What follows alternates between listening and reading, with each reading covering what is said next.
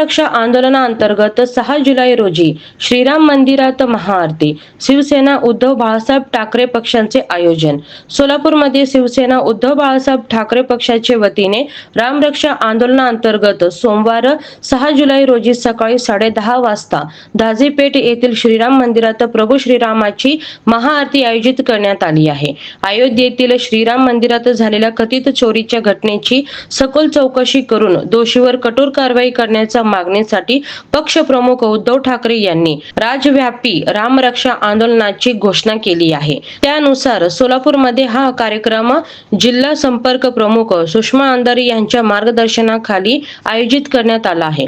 जिल्हा प्रमुख प्रताप चव्हाण, शरणराज केंगणाळकर आणि महानगर प्रमुख महेश धाराशिवकर यांनी शिवसैनिक, विविध आघाडीचे पदाधिकारी तसेच श्रीराम भक्तांनी मोठ्या संख्येने उपस्थित राहून महाआरतीत सहभागी होण्याचे आवाहन केले आहे.